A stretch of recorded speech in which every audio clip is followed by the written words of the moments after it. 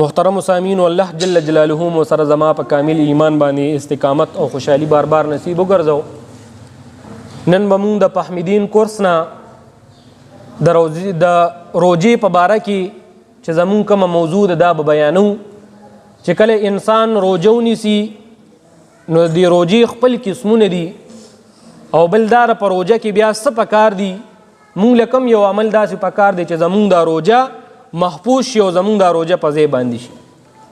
محترم سامعینو، اول دا خبره یاد ساتئ، روجه چې کوم دی امام غزالی رحمت الله تعالی علیه فرمایي چې روجې درې قسمونه دي. د روجې درې قسمونه دي. اول صورت داری چې انسان د خېټې نه ځان وساتي، مثال د خوراک نه ځان وساتي او دی خوراک سکاک نه کوي او دی په روجه کې ځان د جما نه وساتي. دا د روجې لومبی صورت شو. دویم صورت داری چې دی په دغه روجه کې د دې خپلې خېټې نه او د جما نه او د نورو اندامونو نه هم چې کوم دی دی ځان وساتي. دا د روجې دویم صورت شو. او دریم نمبر صورت داری چې دا انسان د غونډو کارونو نه په روجه کې چې کوم عمل کیږي دی غونډو کې دی احتیاط کوي، هم دغه شان د خوراک سکاک نه د جما نه نور د غونډو اندامونو نه چې دی ځان وساتي. دا د روجې دریم صورت شو. او دا دریم صورت چې کوم دی دا د غونډو نه خاص صورت دی، دا د غونډو نه خاص قسم دی. محترم سامعین، درې قسمونه بیان شو. اولنی قسم دا دی چې انسان د خپل خېټې نه او د جما نه یعنی د خوراک نه او د جما نه ځان وساتي. دویم صورت داری چې انسان د جما نه او ورسره د نور اندامونو نه چې کوم دی انسان ځان وساتي. او دریم نمبر چې د غونډ د انسان غونډ وجود چې کوم دی د غونډ وجود او د خوراک سکاک نه چې کوم دی ځان وساتي. دا د روجې دریم قسم دی.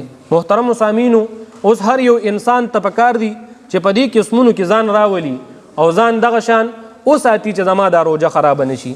د دې وجې نه محترم سامعینو، اول نمبر انسان ته پکار دی په روجه کې چې کله د خوراک سکاک نه مثال ځان وساتلو او دی خوراک سکاک نه کوي نو دغه شان دله پکار دی چې د خپل سترګو خم دی روجه کې او دی د خپل سترګې په داسې ځای کې استعمال کړي چې الله جل جلاله په دې باندې دله ثواب ورکړي چې دی پې ګناهګار نشي. دله د سترګو هم روجه پکار ده. دله پکار دی چې په دې خپل سترګو باندې د الله جل جلاله د کلام مجید تلاوت کوي. دغه شان دی د علماء کرامو دیدار کوي، خو ځایونو له پرې ګوري او دی د غلطو ځایونو نه په دې باندې ځان وساتي. په روجه کې محترم سامعینو ډېر داسې خلک دي هغه خو روجه ونیسي اگر چې د بس د خپلې خولې له تاله والي دی خوراک سکاک نه کوي، خو داسې ډېر زیات ځایونه بې حیایي ځایونه کته شو، داسې پردې زنانه شوې هغې له کته شو.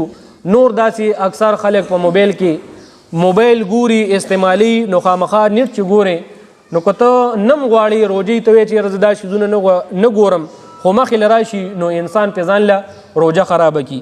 دویم نمبر محترم سامعینو، د خولې چې کوم دی د خولې روجه هم پکار ده.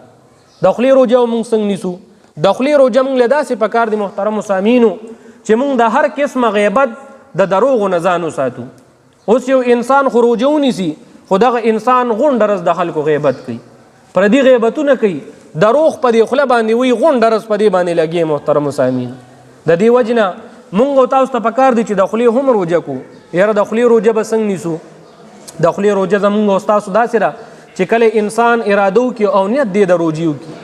اول خبره خو دا ده محترم سامعینو، دغه ټیم کې د دې تلاوت وکړي.